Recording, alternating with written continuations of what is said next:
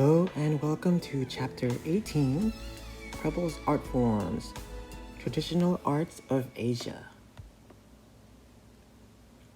One of the important regions that we're going to talk about in this chapter is India.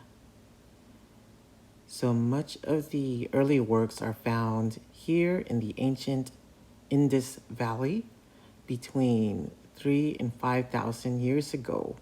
One of the first works found is this carved male torso, and it can be comparable to the classical Greek spear bearer.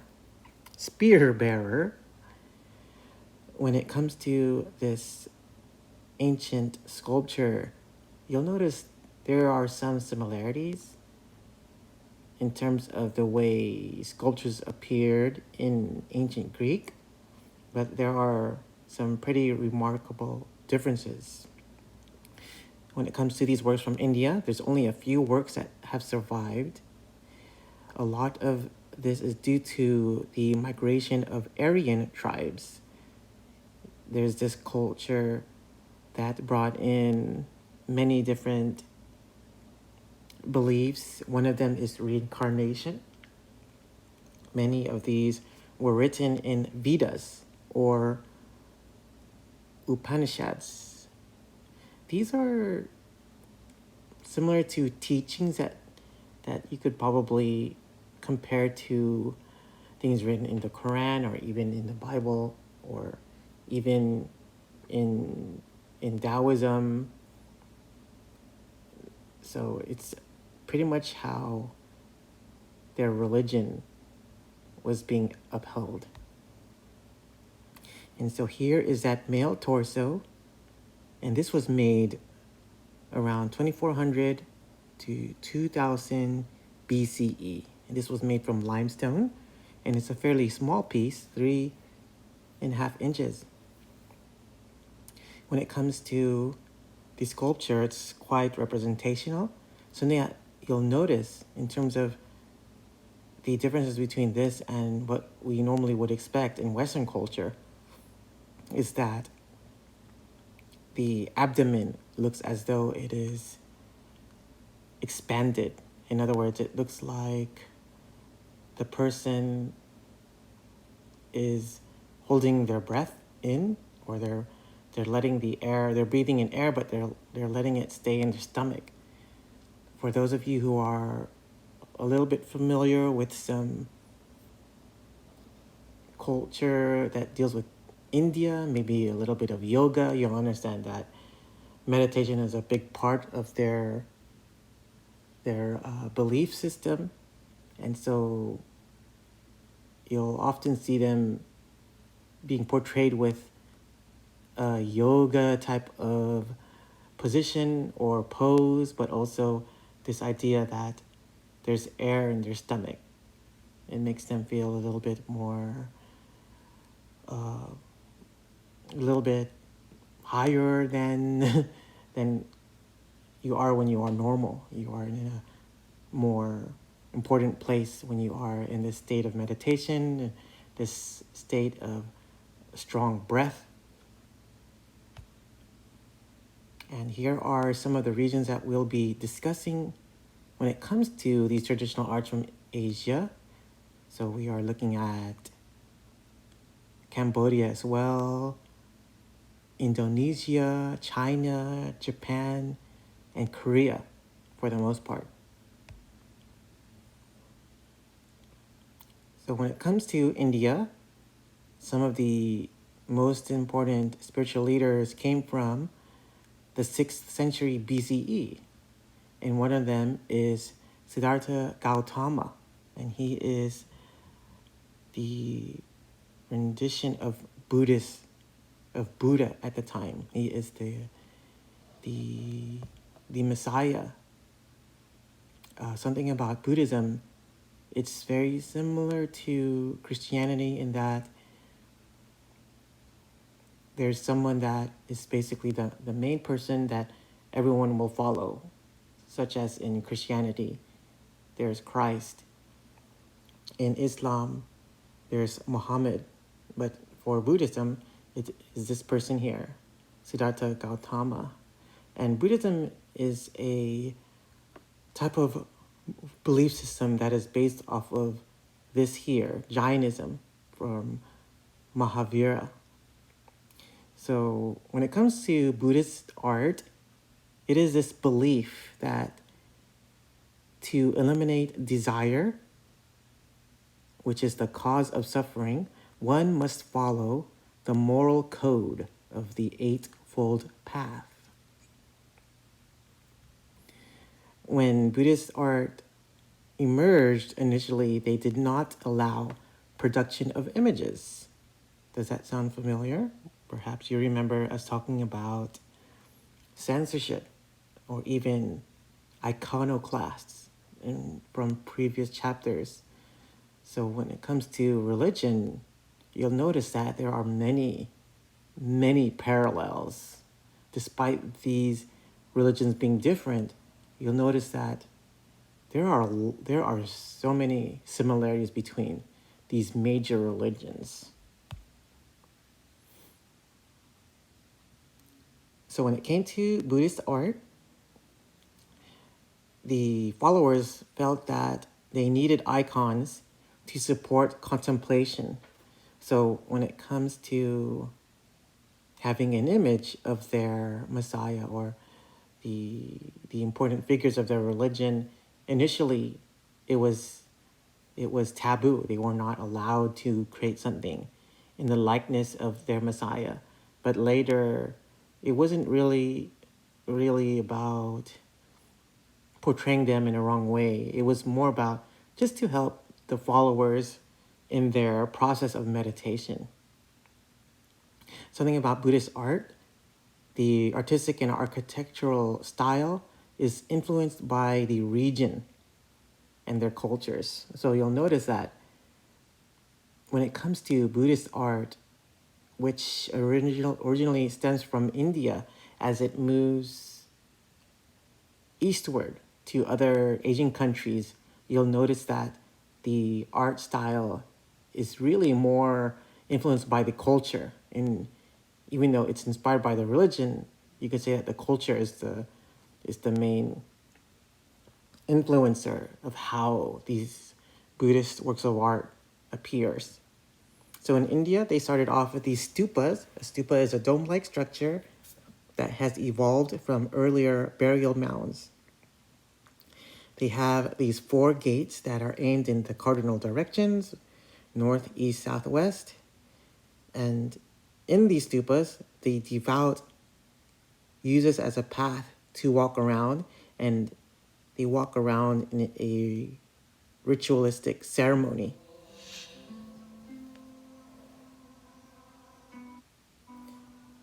And so, sorry about that.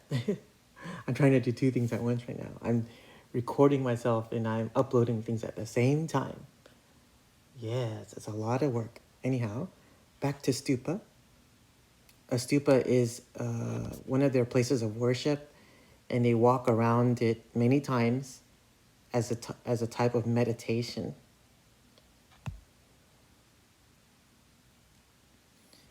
And so here is an image of what the Great Stupa looks like. It's basically a mound, which can resemble a type of burial ground. So it has that same appearance, but it's actually more of a place of worship. And so there's a lot of really interesting things happening in terms of their the design. They have gates in the cardinal directions and these ongoing patterns.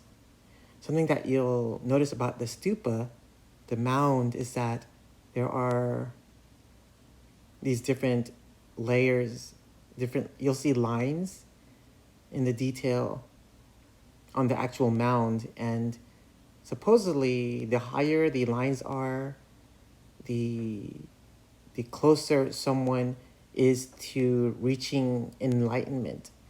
I don't know if you remember us talking about Buddhism in a past chapter, but Buddhism is really all about achieving enlightenment during your life. And it can take a soul many reincarnations before they find this enlightenment. So the stupa, in a way, is symbolic of these different levels one must achieve in order to become enlightened. So these are some of the main works of art when it comes to Buddhism from India. And if we were to take a look at one of the details up close on the stupa, you can see a lot of really intricate carvings. Maybe you remember us talking about low relief carvings and high relief carvings. These are really a combination of both. And this is the eastern gate of the Great Stupa. So just an overview of what the architecture looks like. You can see it a little bit more clearly here in this design. This is 3rd century to the 1st century, an early Indian stupa. As the religion flourished, they started to change up the architecture a little bit. So you'll notice that it feels a little bit smaller in terms of its circumference, but it's actually taller. So there were some changes in terms of how these stupas appeared. And now we're looking at a version of a stupa that is inspired by Chinese culture. So something that we mentioned earlier, when it comes to Buddhism, it started off in India, then it started to make its way eastward into the rest of Asia. And in China, they had their own version of a stupa. So it looks a little bit more, maybe if you're familiar with Chinese architecture, you'll see the rooftops, the pointed corners of the edges there. So despite it being an Indian inspired architecture, the Chinese people, they took that design and in a way made it their own.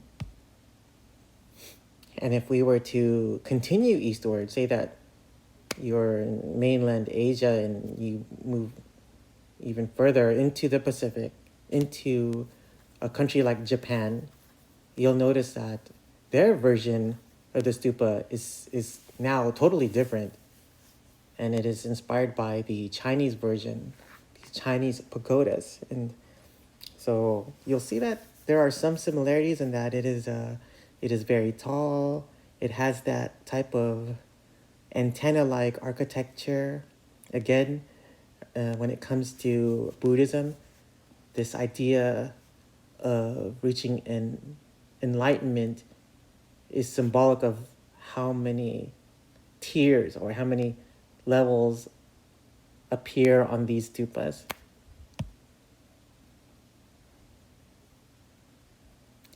When it came to Buddhist art, there's the telling of the story of the Buddha without depicting him directly. So something interesting about that idea is that he is so revered, he is so honored, but at the same time, they find a way to tell the story without really revealing who he is. And one of the important figures is Gandhara, which is now Afghanistan or Pakistan. And here, there is this distinctive style that was gained after the Alexander the Great's conquest. So Gandhara is the area where there was a little bit, there was conflict, but at the same time, the cultures were able to settle and influence each other. It was a combination of Eastern culture and Western culture. And now here is an example of some of the artwork that was made after some of these influences. So the sculptures looked a little bit more a little bit more like classical Greek or any kind of European style. They look a little bit more realistic, and now you'll see more variations of more representations of their deities in this form of art. So they're being portrayed more. And so this here actually looks like Buddha, but it is not. This is an example of a bodhisattva. A bodhisattva is a person who delays enlightenment to help others achieve it. They're usually depicted with rich garments and jewels. So if you were to think about the bodhisattva, I think for me, I'm most familiar with Christianity. And so this sounds very much like what an angel is in Christianity. An angel is somewhat of a liaison between humankind and God. And so a bodhisattva is very similar to that. They have already achieved enlightenment during their lifetime, but they choose to remain on earth to help those who are on earth be enlightened. So pretty much like a messenger, very much like what an angel is. So one of the main ideas I like to talk about when it comes to religion, especially the major religions, is that there are so many parallels despite the overall idea of religion seems to be very different based off of the culture. There are many underlying parallels. And now we're going to look at some Buddhist art from the Gupta dynasty, 320 to 540 century. And this is the depiction of the latest incarnation of Buddha, Siddhartha Gautama.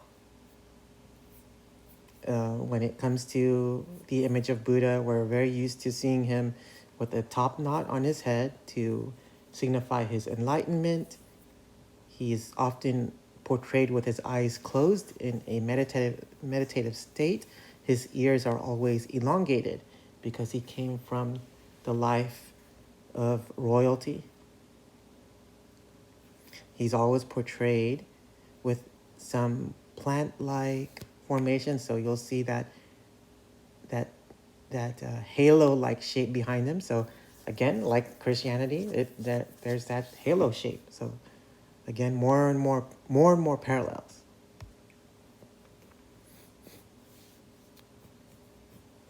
Okay, so this is called the Standing Buddha, made during the 5th century, and this was made from red sandstone. And now we're looking at another work of art that comes from the Buddhist religion. But this is not Buddha himself. This is an image of another bodhisattva. And this piece is called Beautiful Bodhisattva Padmapani. So Padmapani is one of their main bodhisattvas. Something about bodhisattva is that they're not really portrayed as either man or woman. They usually have characters of both genders. Something that you might notice in the reading here, it is a fresco from a cave. Now we're going to talk a little bit about Hindu art.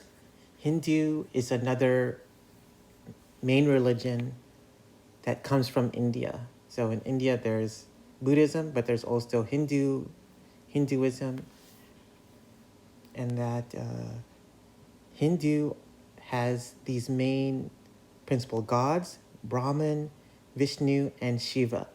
So Hinduism is different than Buddhism, where Buddhism is more of a monotheistic religion, while Hindu is a little bit more like a polytheistic religion. In other words, there are more than one main deities.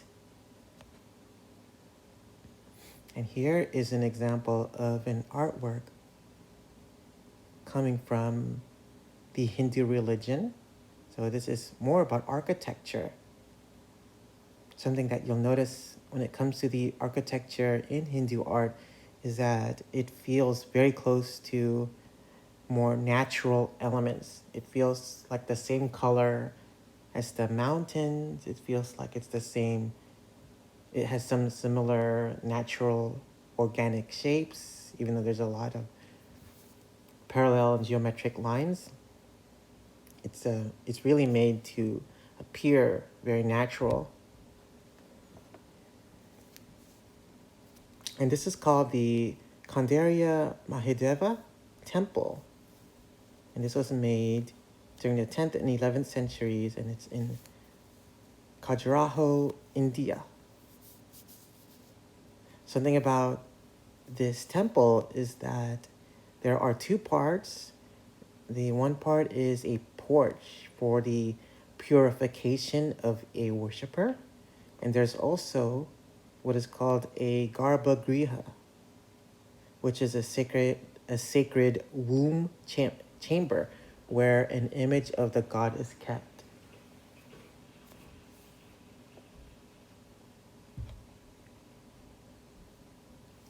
When it comes to Hindu art, there's actually a lot of pieces that portray sexuality. You could say that sexuality in the Hindu religion is a very important element to it. They believe that sexuality is basically a way to become closer to the gods. So you'll see many works of art that portray people in very sexual scenes.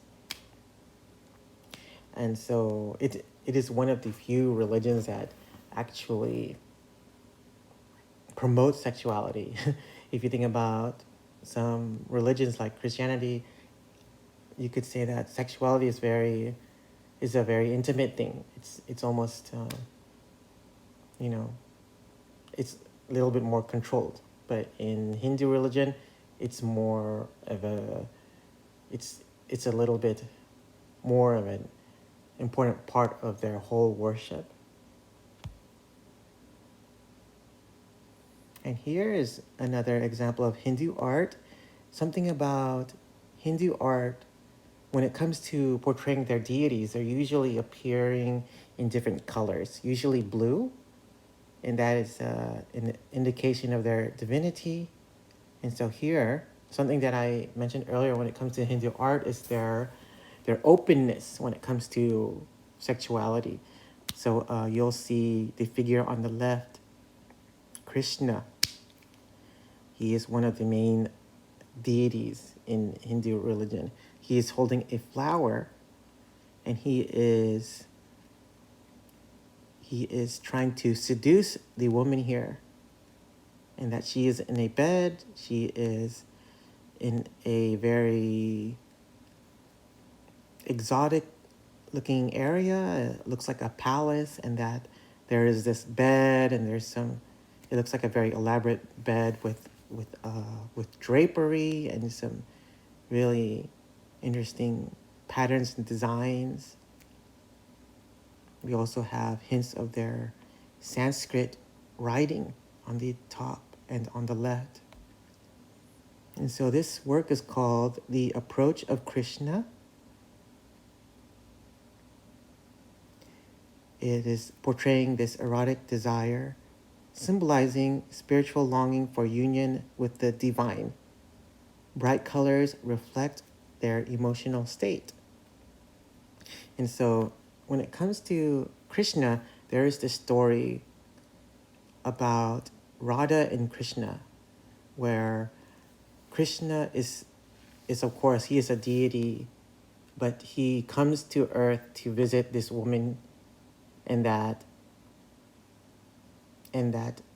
they become engaged sexually. And so when people of this religion, when they engage in sexuality, they actually feel that they are portraying these people. They're embodying Krishna and they're embodying Radha.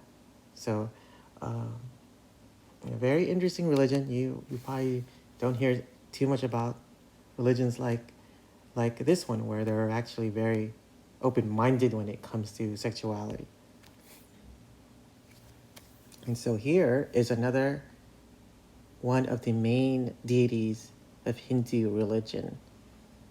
So we are looking at a figure, Shiva, in that she is standing in a very balanced pose. It looks like a yoga-like pose, for those of you who are familiar with that. Balance is a very important aspect of their well-being. It's a virtue to be able to have this kind of strength. And so Shiva is often portrayed with multiple arms. Having multiple arms is another sign that they are of the divine. You'll notice that if you were to look at her arms, you'll notice that her arms towards the front are in this blessing type of gesture. Her arms kind of open. You'll notice that she has two arms carrying objects. So on the left side, she is holding a drum, and on the right side, she is holding a fire, because Shiva is the god of, or the goddess of creation, but also of destruction.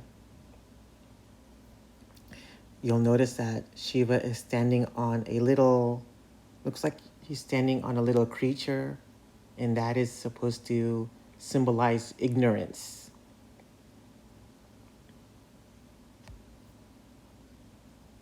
And this piece is called Nataraja, Shiva as the King of Dance. Now we're going to shift regions a little bit. We're going to talk about Southeast Asia, what is now Vietnam. It was under the Chinese rule for a very long time. You'll notice some cultural influence from India, and something about Vietnam. They are influenced by both Buddhism and Hinduism together. And so here is one of the main temples. And so when it comes to the way people were worshiping in Vietnam, it was almost as though Hinduism and Buddhism were combined. And this is a very large step temple, a very large ziggurat. This is called Borobudur. It is a very elaborate version of a stupa with more than 10 miles of relief sculpture along the corridors. It is a place where pilgrims walk and also contemplate the landscape.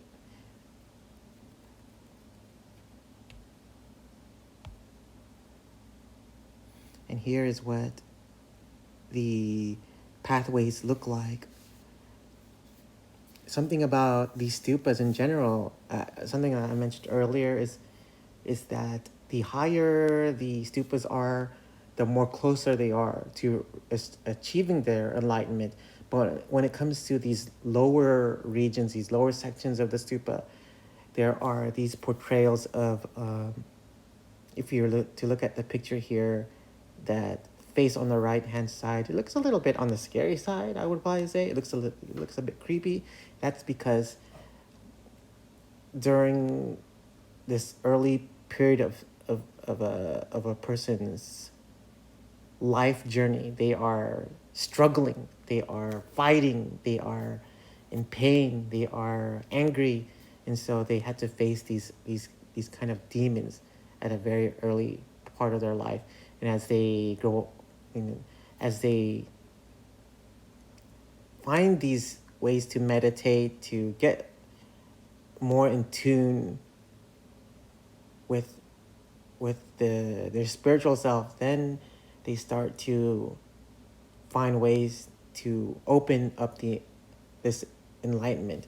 But in the early stage, they are still in a way grounded. They are still dealing with the everyday struggles of life, of feeling pain and so on. And now we're going to look at a work from Angkor Wat, Cambodia. It was influenced by the Borobudur architecture. You'll see that they face west. There are the portrayals of Buddha, also the Bodhisattvas, and also the Hindu gods. They appear to be portraits of real rulers.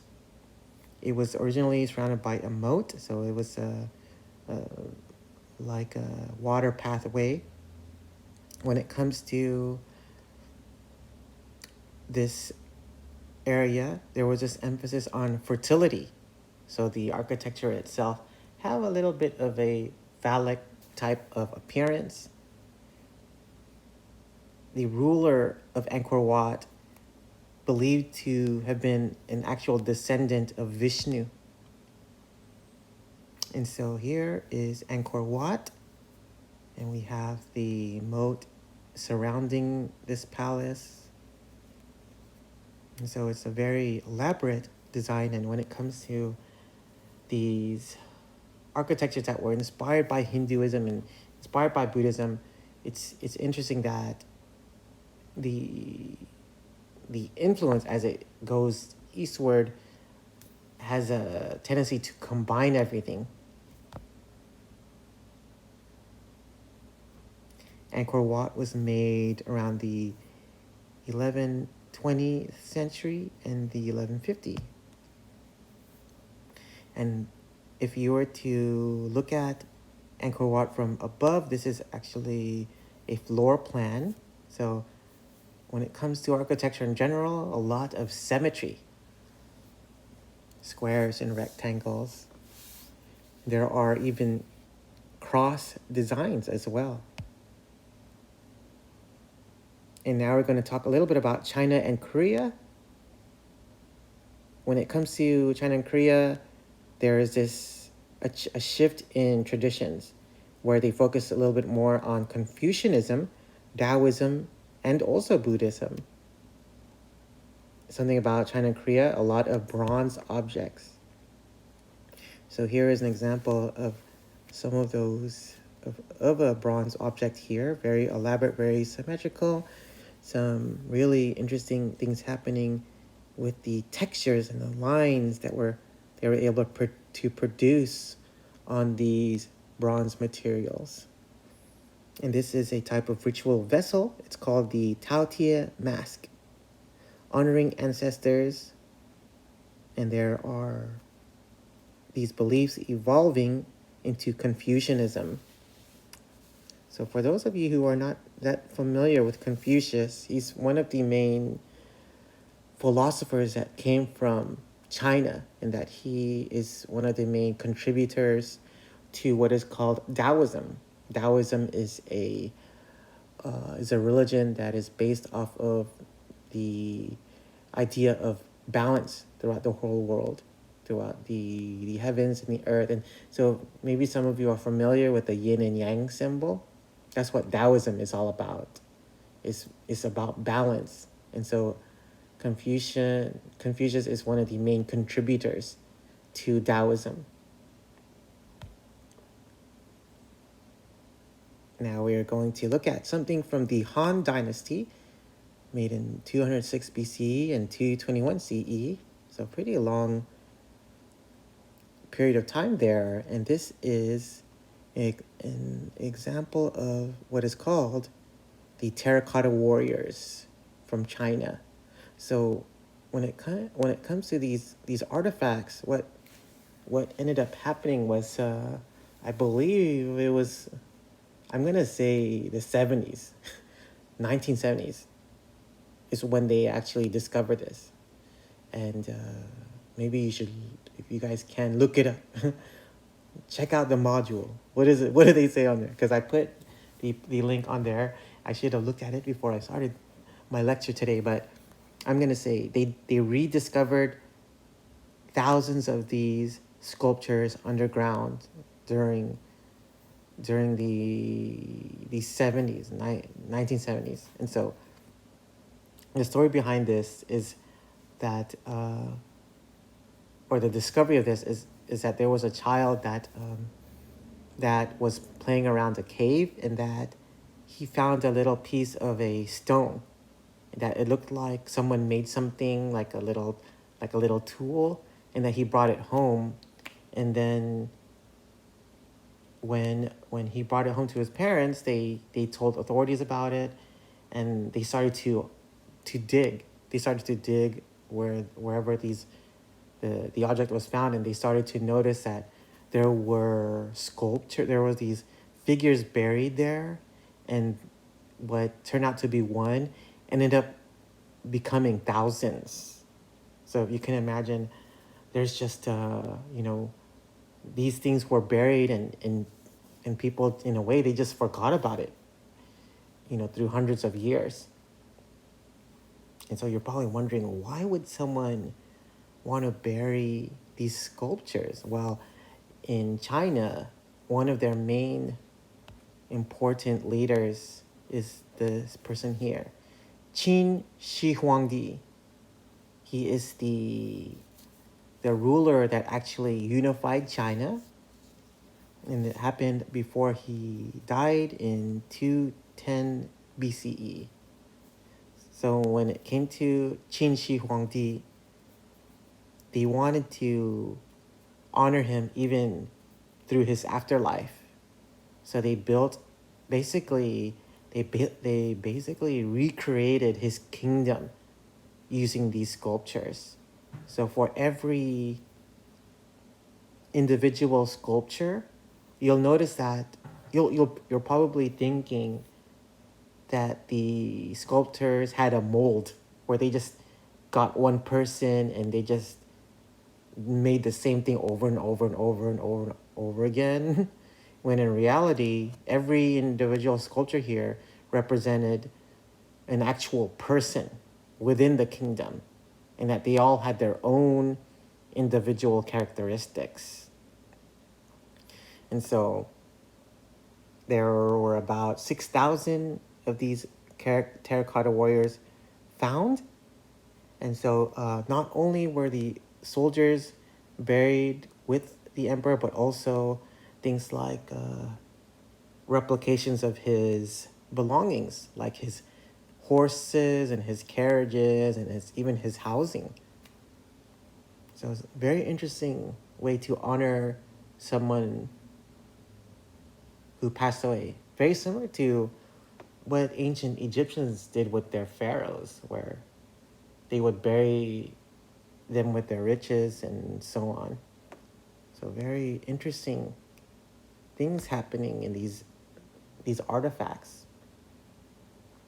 And so here's another work found during the Han Dynasty. And this feels very different from the terracotta warriors. This is called the Stone Tomb Relief, made during the 2nd century. This was in the Wu family shrine. And what this image portrays is this idea of inner life force of qi. So qi is a very interesting concept. I can tell you through my personal experiences, qi is a belief system that is more like Chinese medicine. So your body has qi. It's like a spiritual energy of some sort. And I don't think there's an equivalent to that in Western medicine. There's no equivalent to Western medicine. There's no equivalent to qi in Western medicine, except for maybe your life source or your soul.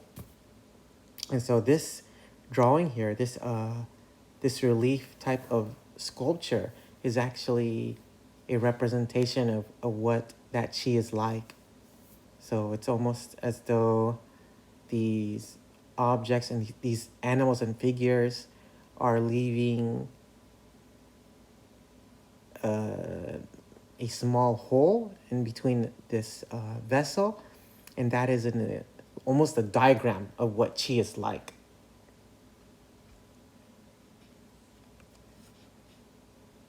So for those of you who might be curious, I just wanted to throw this in there. If it came to something like the yin and yang, that's where martial arts, like that's where a lot of martial arts was inspired by.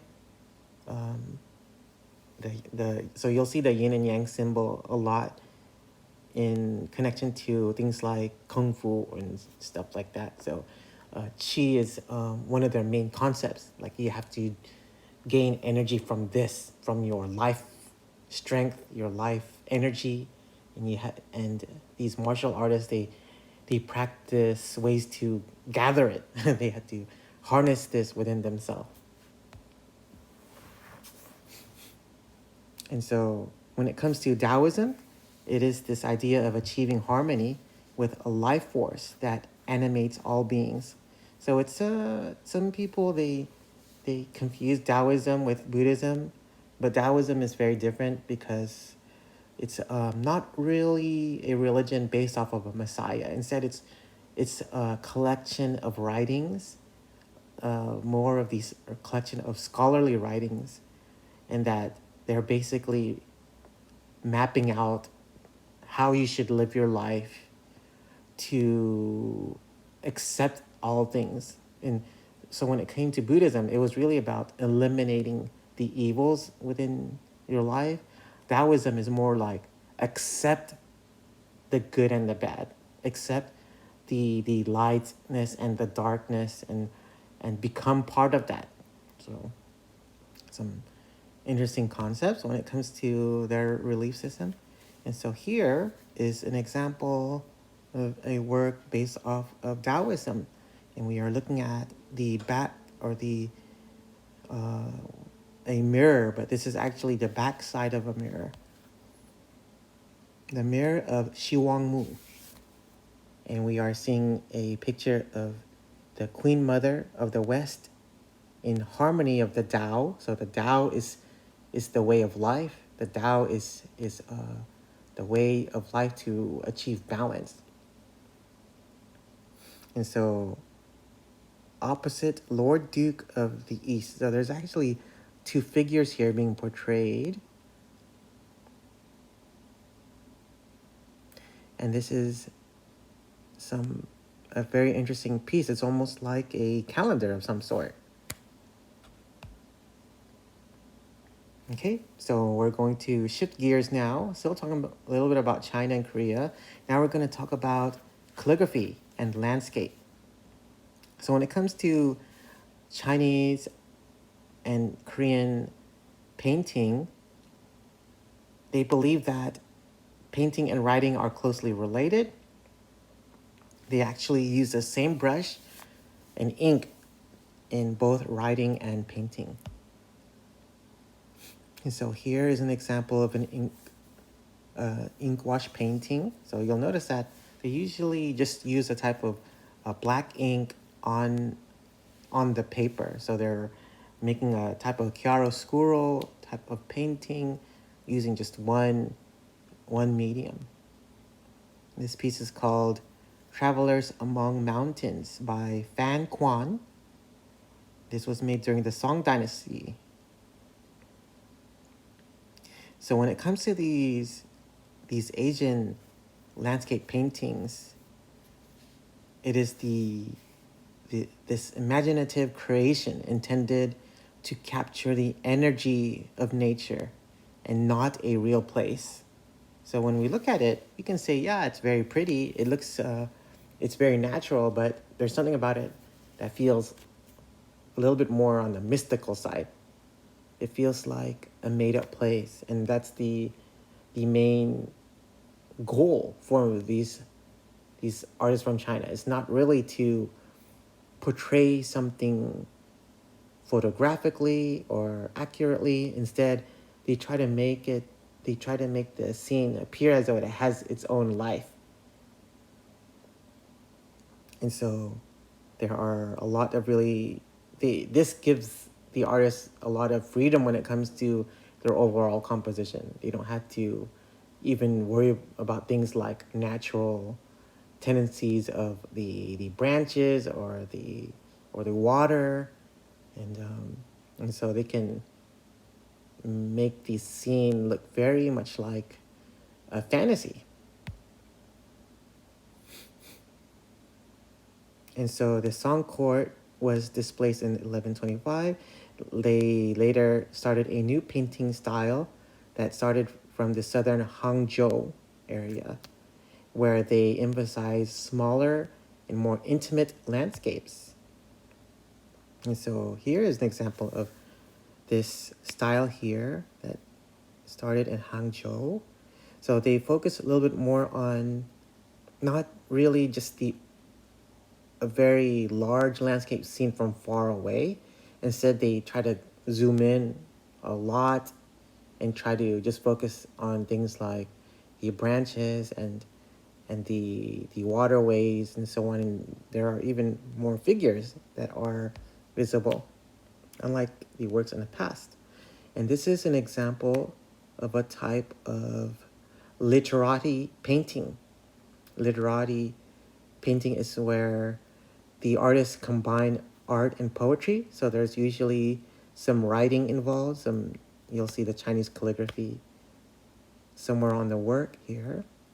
The piece is by Ma Yuan. The piece is called Watching the Deer. Something that is being mentioned here, the overall composition is a little bit off balance. In other words, there's more weight on the right-hand side opposed to the left-hand side. And that asymmetry is what makes the overall composition a little bit stronger.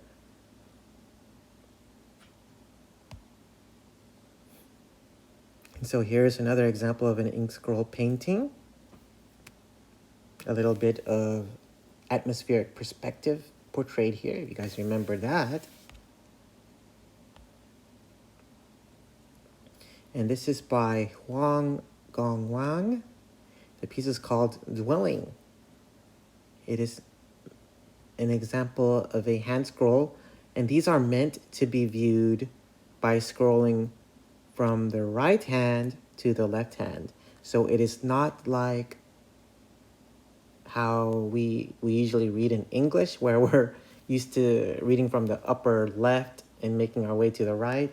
Instead, it's actually the opposite.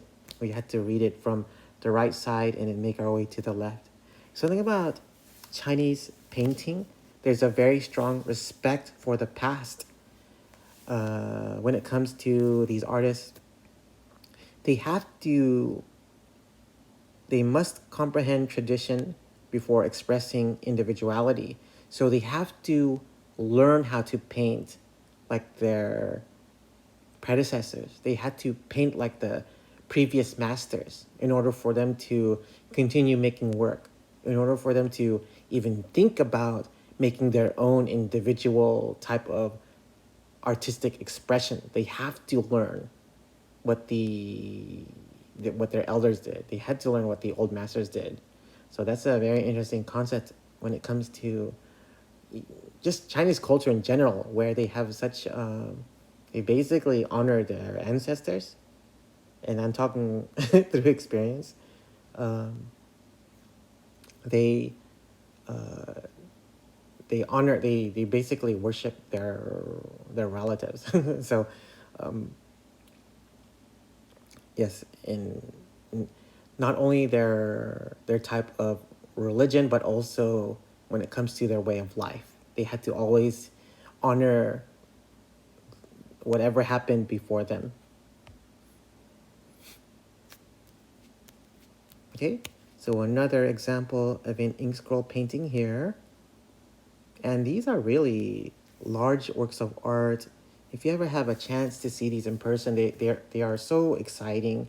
I think for us to look at it on here and on a PowerPoint, it doesn't really give it justice.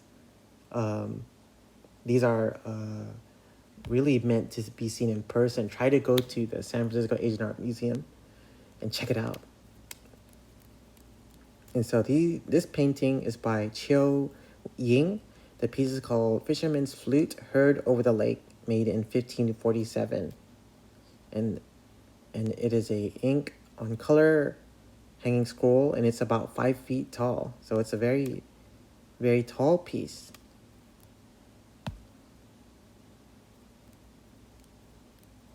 So if we look at the collection of ink scroll paintings we've seen in this chapter so far, you'll notice that one is from, one time period and the other is from another time period, but you'll notice that there's almost the same style because of this idea, because of these traditionally minded artists in China. They try to keep the same thing going for a very, very long time. When it came to Korea, you could say that their ceramics were one of their main, their main art productions. If you can think about Japan, where they made a lot of printmaking, a lot of the woodblock cut prints. In Korea, they focused really more on ceramics. And so here is an example of very important ceramics. And this is not from Korea, this is more from China. But in China, they also had a high regard for ceramics as well. And same thing when it came to the Asian Art Museum in San Francisco, they have a very extensive collection of these porcelains. So if you like that, check it out. Something about these porcelain works of art, they only turn white when they are fired. Initially, only the blue color could withstand high temperatures. So you'll see a lot of these valuable ceramics, and they're usually just white and blue. And so for the longest time, whenever they would fire up the porcelain,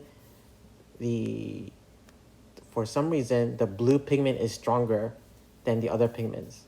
The other pigments would just not remain on the material, but for some reason, the blue will stay there. So they just use that for all of their decorations. And of course, they ended up figuring that out a little bit later.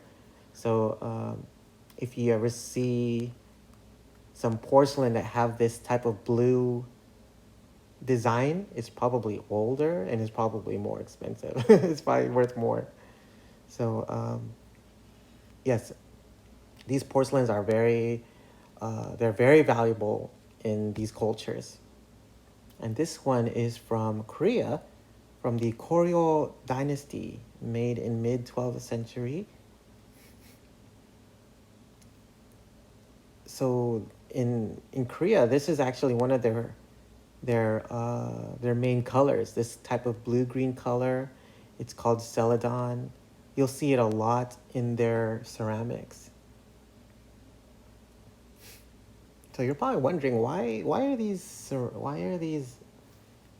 types of crafts so important? Well, because for humans, they like to celebrate by drinking, and so just to have these types of objects around, it's almost like a conversation starter. It's like, oh, that's a very nice vase, and where did you get it? How much did it cost? And it was almost like a symbol of prestige to own these valuable vessels. And so here is another work of art. It's not a type of ceramic. This is actually a type of gold-plated work here that is made in Korea. And so you can probably look at it and notice that this is inspired by Buddhism. So in Korea, there are many Buddhist followers as well. Something interesting about Korea, it has a very high population of Christian followers. I think outside of the Philippines, there's a lot of Christian religions in Korea. And so there's, of course, Buddhism is is probably the most followed religion there, but Christianity is one of the main religions. So the way they portray Buddhism is different as well. And so this piece is called Avatamsaka Sutra. And so there's actually pieces of silver and gold here. Something that you'll notice when it comes to this overall piece, this was made during the Goryeo period. It's called Avatamsaka Sutra. In Korea, the piece is called Hyeongyong. Hyeongyong. So try to say that. Hyeongyong. And so you'll notice that the writing on the right side and even in the left side, those are traditionally Chinese writings. And so when it comes to these Asian countries, despite their language being different, a lot of their inspirations came from, at least for the religion, most of the religions were inspired by India. But when it came to things like writing, you'll notice that much of that was inspired by China. So in Korea, they use a lot of Chinese writing. In Japan, they use a lot of Chinese writing. And so now we're going to jump into something a little bit different here. We are looking at a type of ink scroll painting, but this one has a little bit of a different feeling in comparison to the ones that we saw in the past, where they were really more about landscapes and this literati type of style. And this has that as well, especially with the writing on the lower right hand corner. But if you were to look at the overall composition of this ink scroll painting, it's a little bit more on the side of the abstract. Very expressive line qualities. It's as though the artist used a very large brush and just made this using several brush strokes, almost a minimal amount of brush strokes. I'm going to drink a little bit of water here.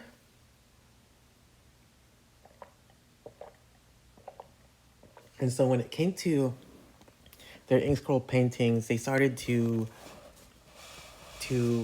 develop it a bit further from just the landscapes. They tried to cover a little bit different subject matter. So you'll see something like insects.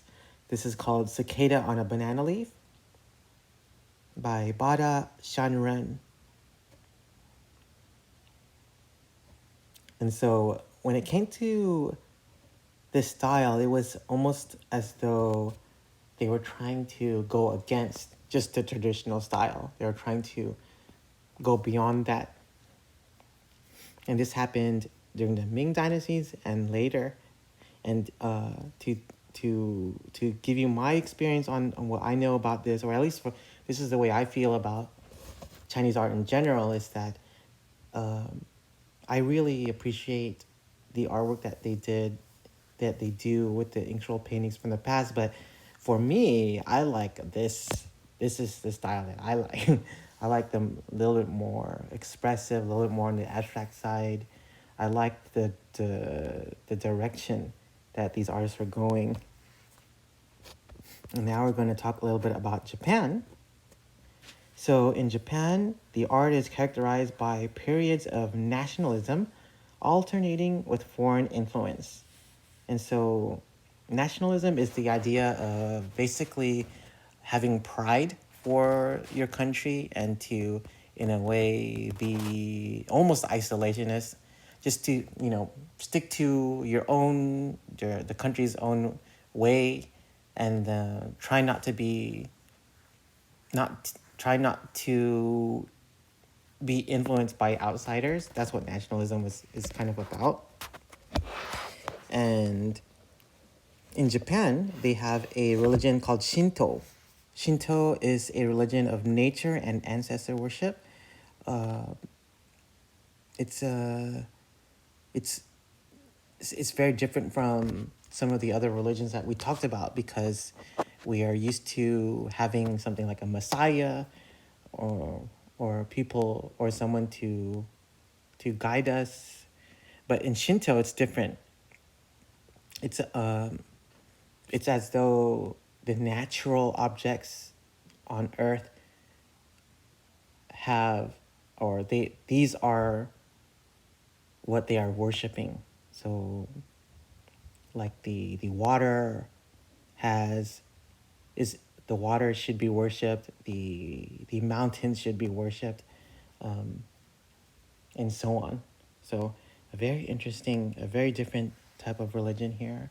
And this is called the Ise Shrine. Something about this here in Japan is actually rebuilt every 20 years. And the reason why it is rebuilt every 20 years is that, of course, when it comes to the materials, it's not, they are made from natural materials, the trees around them.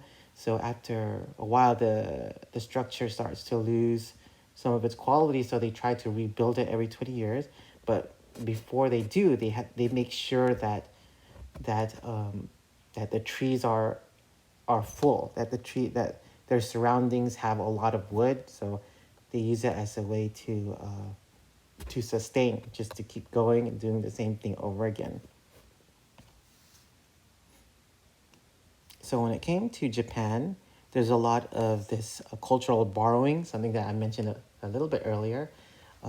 They borrowed, they learned a lot from China. They learned Buddhism from China. They learned a lot of they adopted a lot of their writing from China, and also these teachings from Confucius.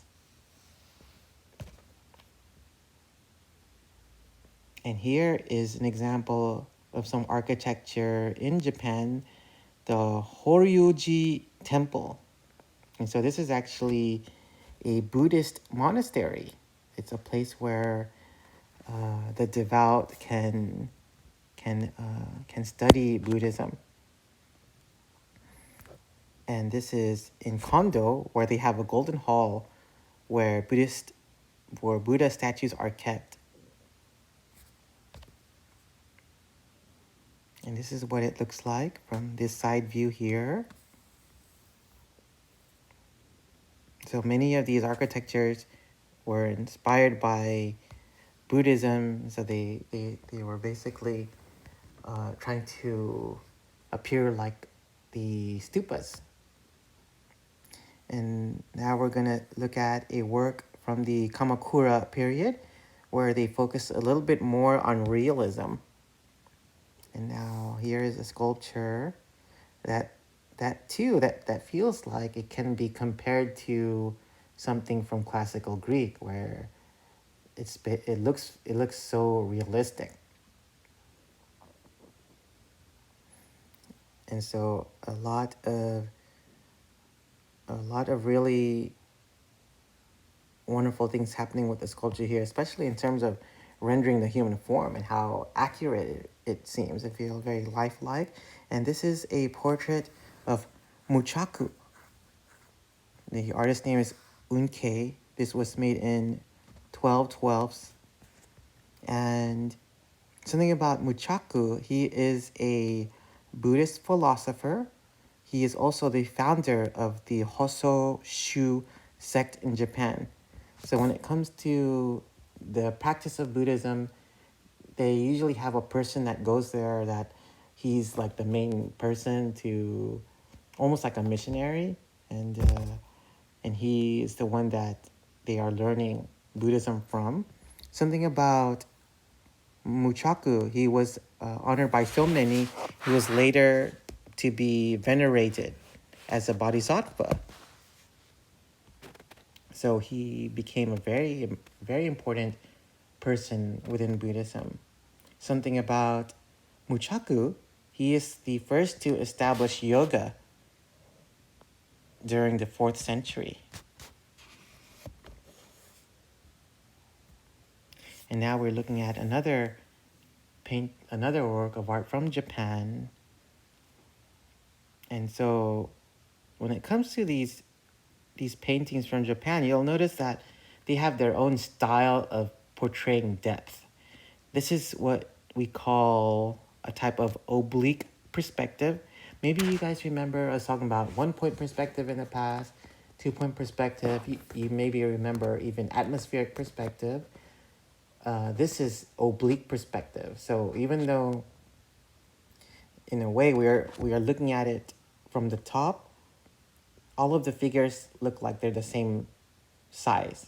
In terms of their scale, they are the same. They don't feel like they're supposed to get smaller. Aren't they supposed to get smaller as they get further in the distance? Well, they don't really do that here. And so we call that oblique. But when it comes to the overall design and some of the things that are happening in the work, it is still dynamic. I mean, especially with the way the artist is using the reds and the greens, these complementary colors. Look at the fire on the right side of the composition, where it feels so, it's almost stylized. It's a stylized rendering of what fire looks like, a very cool way to make fire. It's almost, and just imagine the way they draw things like clouds and water. They have a tendency to stylize these natural things, but it's a very cool thing. I enjoy that. And so this piece here is called Night Attack on Sanjo Palace, from the Heiji Monogatari Emaki. So that is the illustrated scrolls of the events of the Heiji era. And so in Japan, there's a lot of feudalism, a lot of fighting before they became unified, very much like China. Something about this that is being mentioned on this PowerPoint, that horror and excitement of the action conveyed. So if you were to look at this painting and think about things like the portrayal of war, usually war is portrayed very negatively. People don't really like to see death or pain or anguish. Instead, in Japan, when they painted these, they try to make it feel exciting. They might try to make it feel almost romantic, where they bring it back. They make it feel as though it's from the past and so on. In a way, they romanticize these types of conflicts. They romanticize this period of time.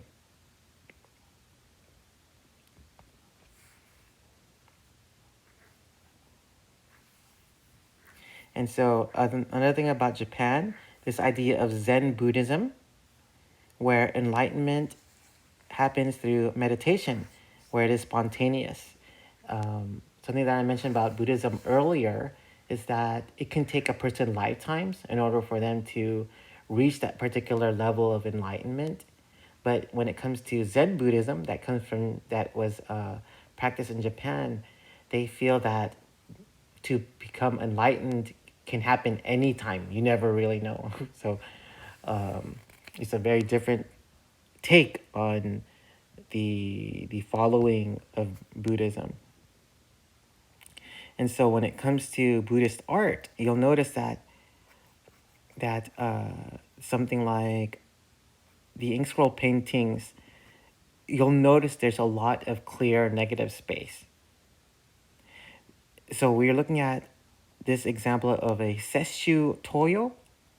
This is a type of hobaku, which means splashed ink landscape. So hobaku is a very stylized way to paint. It's very expressive. It looks like just like a splash of ink. And so what I was saying earlier about Zen Buddhism, and you'll notice that in a lot of these Asian arts, especially in these Buddhist works of art, there's a lot of clear negative space. Why didn't they just go back in there and fill it up with with details that we would expect out of a landscape, like more clouds, maybe more mountains, maybe more sky. Instead, they purposely leave it blank, because when it comes to Zen Buddhism, you never know when an individual is going to achieve that enlightenment. So it's almost like to have more emptiness, to have more clarity, to have less, what is it, distractions. Those are the things, the ideas that bring a person closer to enlightenment.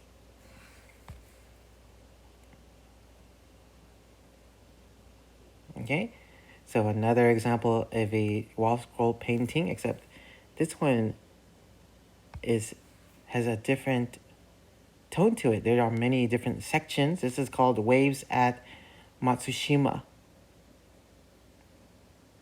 And the work is by Tawaraya Sotatsu. And so some really interesting things happening with the composition here.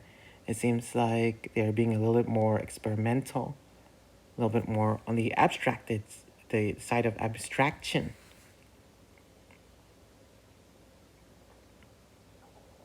And so now we're going to talk a little bit about some work here, the anthology with cranes.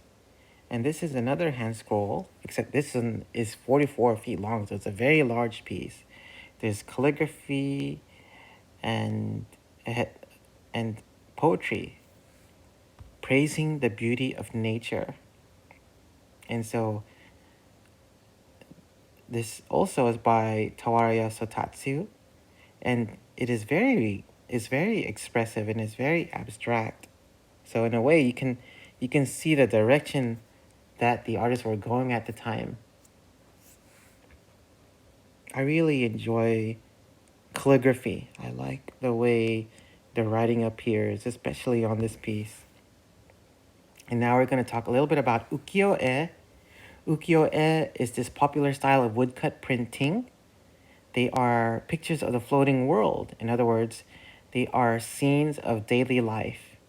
So you'll see pictures of landscapes, entertainers, and actors.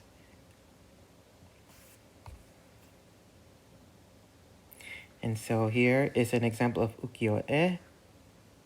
So they are these types of wood block cut prints. Right away, you'll notice the Japanese style of composition where they usually focus more on diagonals. So they zoom in and then they make, a little bit more of an asymmetrical composition, cutting it somewhere near the middle. And so they are not really portraying something like a landscape. Instead, they're trying to portray everyday life. And this is by Kitagawa Utomaru. The piece is called Reflected Beauty.